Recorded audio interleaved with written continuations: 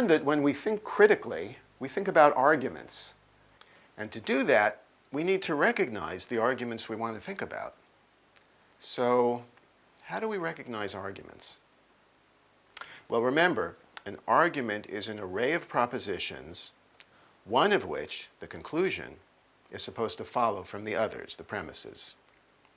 So an argument can be seen as addressing a certain question, the question of why we ought to believe the argument's conclusion. Now, before we go on, it will help to distinguish between two different meanings of the word argument. First of all, we can think of arguments as things that are composed of propositions. That's how I defined what an argument is. But we can also think of an argument as composed of assertions of propositions, as composed of acts that are performed with various intentions.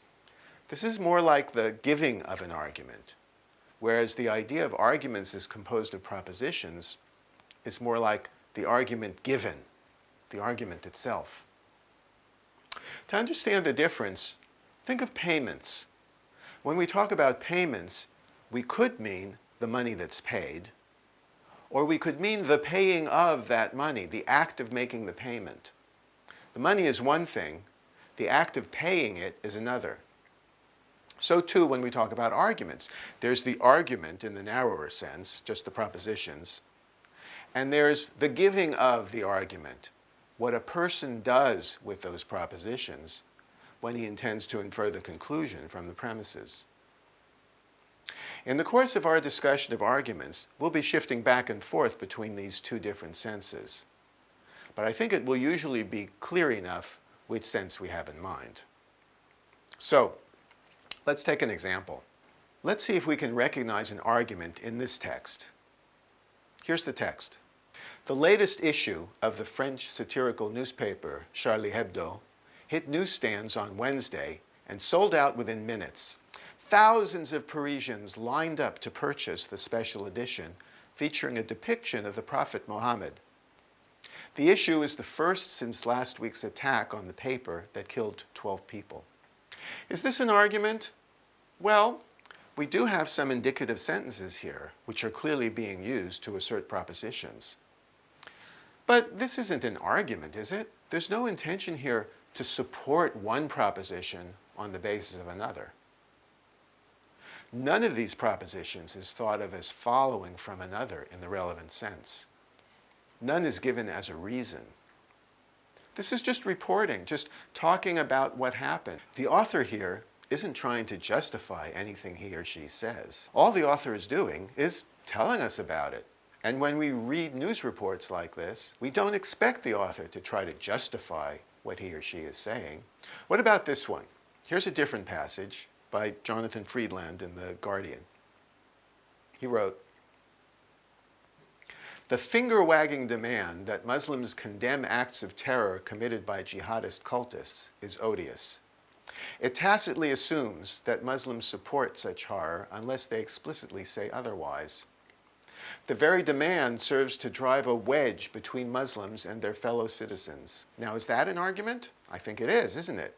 If so, then what's the conclusion that the author thinks follows from the other claims? Well, the conclusion is expressed in the first sentence here. The demand that Muslims condemn acts of terror committed by jihadist cultists is odious. That's what the author is trying to prove, right? Now, how does he support this claim?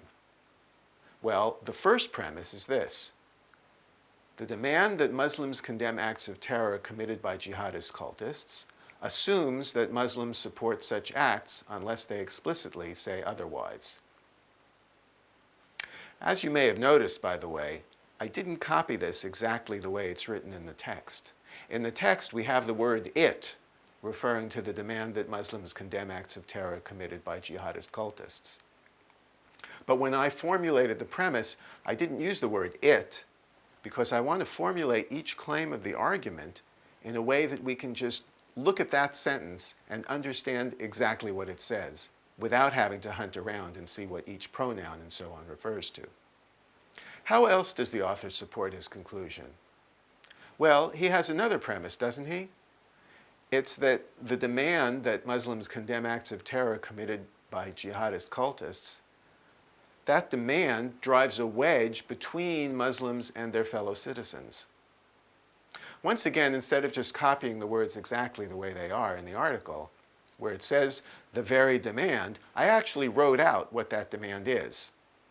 So again, when we look at the sentence, we can see exactly what it says without having to figure out which very demand it is that the author is talking about. So here's a simple way to present the argument in this passage. First, we have the premises, and then we have a line, like an addition, and then we have the conclusion. We write the premises above the line and the conclusion below the line. Sometimes, to make it especially clear, people will add an extra 3 dots in a little triangle before the conclusion. Those 3 dots mean therefore. So, now that we've talked a bit about how to recognize arguments, we'll move on in our next lesson to consider some more complicated cases.